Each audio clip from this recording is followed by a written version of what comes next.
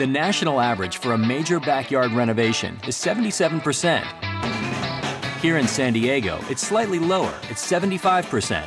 Randy and Bill Haithcock wanted to transform their boring backyard into their own private getaway.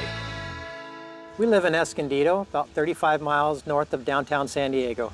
Our neighborhood is called Windermere Estates. It's a pretty small enclave of about 34 houses. The style of our house is Santa Barbara Mediterranean. We have some rustic touches, but also it's very modern as well. A lot of the things we brought back with us from Europe. Before we did the renovation, the space was basically 3 concrete slabs and a little bit of grass. It really had no character at all. The new space just feels like an outdoor retreat. It sort of has a resort feel, which is really what we were after. We wanted to be able to feel like we're on vacation. That's exactly how it feels when we come outside. This is my section. Randy does the cooking inside. I do the cooking outside. I went all out on my barbecue. 7-burner barbecue with the rotisserie and a sear. The flooring that we did for the entire patio for the whole terrace is a slate. It kind of went with the European Mediterranean materials that we saw. Here is our fireplace. It's our focal point of our dining area. It started out much smaller. During construction, it grew a life of its own. That's my fault. I'd say the budget did get out of control, but you love it now, right? Yes. Yeah. Another one of our splurges was the hot tub. We absolutely love it. It started out a little bit smaller, but we decided if we're going to put it in, we might as well make it big. And seating for 8 people. It's got lots of extra jets. This corner was a little bit awkward. We knew we wanted the hot tub just steps from our bedroom, but we want a little bit of privacy. This corner of the yard doesn't have a very good view at all, so we decided that this would be a nice blockage for that, and it's also a place to hide the spa equipment. I love the overall result. I think we got our bang for our buck. Yeah, I love the results, yeah. We did a good job.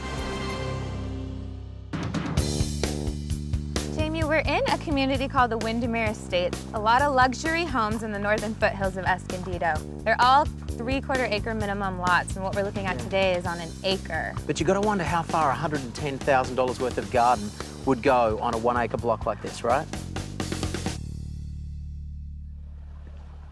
Oh, wow. Wow. This is huge, isn't it?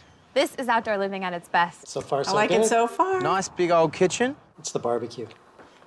It's the whole thing. Okay. Wow, you couldn't get much bigger than this. This is a monster Barbie, right? You could roast a buffalo on that thing, right? Exactly. Size matters. I don't know if that's a good thing. Who wants to cook a buffalo? Fireplace is a monster. He called it a monster. It's kind of my baby. It's huge. They spent about $15,000 doing this fireplace here. But you know what? You can get away with it on a garden of this size. I think it really works. So I was... You're right. Yes. That is some huge jacuzzi, right? It is. They sunk this halfway down into the ground in order to have more seating for entertaining. But I think buyers will appreciate that too. You know, all in all, this is a beautiful garden. The colors are a little bit safe. I have a lot of buyers that would die for a space like this.